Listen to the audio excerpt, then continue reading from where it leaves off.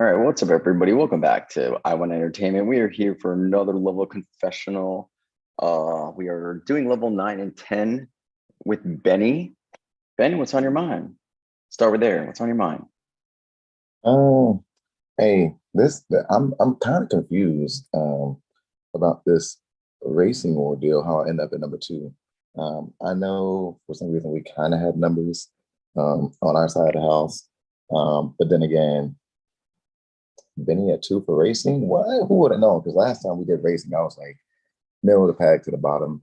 Um, I feel like I came a long way from being like, bottom person to like building my way up. That's the field narrows, which is the perfect time to do it, to ensure that I can make it as far as possible in the game. And um, if any time's the time to ramp it up, it's now because I know I say this every time, but um, it's time to just dig in and go. Like every level that I survive, it just gives me more of a push to just make it to the end, essentially. So, in level 9, it was a round of simulation, and you chose to keep your debug vote, right? Yeah. What all went down for you in your game that round? I know you lost an ally, Sean. Did you see that coming? Like the round before, did you feel like Sean's time was numbered? And how do you feel about that whole breakdown? Um, I was very upset about losing Sean, and at that point, I was one of the people that voted Sean, um, only because I knew that it wouldn't have made a difference in that time because obviously Garrett had something out for Sean, and Garrett wanted Sean out. So, I mean, even if I were to vote on the other side, it would have been a tie, and a tiebreaker would have, taken Sean out. So, no matter which way I went, Sean would have been gone. And I feel like this was the safest way to stay on a good side of Garrett, while also losing an ally. Either way, I was going to lose an ally, but this was the route I took in order to keep somebody on my good side because he probably would have raised an eyebrow for me, like saying, "Oh, well, why did you vote? Against taking him out? So on and so forth." I wanted to avoid that, so that's why I find myself doing that a lot in this game. Is just kind of going with the flow of other people that are supposed. I wouldn't call an ally, but just like a good protection type, acquaintance type person for the round, like a round advantage person, and that's what I had to do that round. How has Sean's departure from the game impacted the following level? Did you have to like readjust your position, like touch base with other people and feel them out because again you lost an ally? Yeah, so with that ally being gone, we were down on numbers, but I felt like in a way it kind of opened up everybody else's thought process. They're like, okay, without a brain, what are we gonna do? And that's when we just combine ours to make something work. And essentially, we all survived that the next round. So what we did worked. We were clearly outnumbered. There were only three of us. Um, and we just did what we had to do to make sure that we were safe and make sure that we survived. And we kept essentially everybody that we're still good with, that we're still on a good accord with. So again, still sitting in a nice position with connections on the other side of the house. How was the live round for you? Did you feel like you were in the line of fire with the sandbox voting? Oh, definitely. Like again, with us being outnumbered, like there was no telling what was going to happen. We literally scrambled around and tried to throw off votes so much, and it fucking worked. So that being said, yeah, like I felt danger the entire time. And I felt like the only way I could stay out of danger when the two nominees went up was to win corruptor and keep the nominees the same. Um, that way, A, again, stay on the good side of everybody, and B, make sure there's no backdoor plan if what we were planning worked. So again, there's nobody that's upset with any of us for the decision that we made. Why from your perspective, is Billy out of the game? Um, in my perspective, me and Billy, I mean, he said it on the corner. We never really talked that much game. I didn't really feel like I was gonna get um, the connection advantage with Billy. He didn't really help me with my game. He didn't, bring any information. He didn't reach out. We didn't form an alliance. Like there was nothing really that Billy could have brought to me that would have helped me further my game. Then again, with him staying in, I don't think there would have been anything to hurt my game.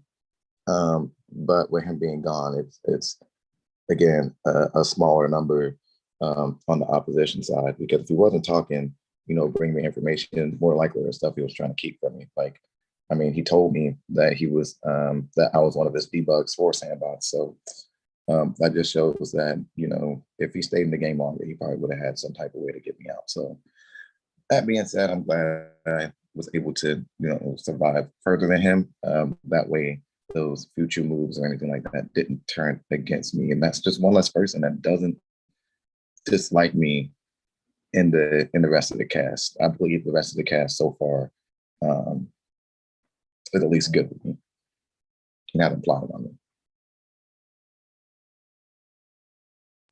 No, what's your plan to get through? You're in second place right now. You are the current corruptor, but there's still 2 laps in this coming racing level that's gonna, you know, kick off again tomorrow night. How do you plan on racing your way to safety? Depends on where I end up at these movements. I'm gonna try to get first in this. I'm gonna try to get first place in the second lap. And if I'm still sitting at corruptor, I'm gonna lock myself in that place for safety. Regardless, I'm just gonna lock myself into a place that guarantees that I'll be safe for that round. So whether that be corruptor CPU or somewhere in the middle, as long as it's not the 2 glitches, I will lock in if I get first place in that competition. I feel like that's the best way to go and an easy way to slide to the next round. And then on lap 3, I'll try to move allies as well if they're in a bad position. Who would you lock in place? So if not myself, and depending on the Romeo situation, which we still got to figure out, it would probably be Romeo. All honesty, sorry. Or I would also say to lock, maybe even Jackie. There's a lot of people that I could lock in place for certain reasons. Jackie for safety, myself for safety, Sharonica for safety, um, and then Romeo if he's still at the bottom and he hasn't came around. Then him just because okay, man, like if you're just gonna play this game of just not wanting to have a numbers advantage, then we don't need you. We're just gonna lock you in place, and we'll keep our good side with other people by saying, hey, we don't want this guy around when he knows that clearly that side doesn't want him around anymore. If I can, quote unquote, make a sacrifice of him, again, that just brings a better deed to that side. All right.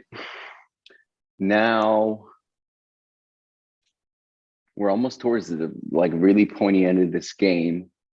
Who's one person that you need in order to have best shot at finals? So they got to stick around with you. And who's one person that you know needs to go in order for you to make that final two? Papa needs to go for me to make the final two. I'm certain of it, and possibly even Hannah, because if I'm not mistaken, Hannah was one of the debugs. If all the stuff that came together was correct, Hannah was one of the debugs. So Hannah and Papa definitely have to go. And to keep around would probably be Sharonica because she also has connections to the other side to also keep me safe from the people that don't really talk to me. I had connections with Hannah. Um, I have somewhat of a connection with Garrett, but Sharonica's connection with Garrett is probably stronger. So that being said, Sharonica is that one person that's gonna keep Garrett's mind away from me being a target, and hopefully I can do the exchange for her with Hannah.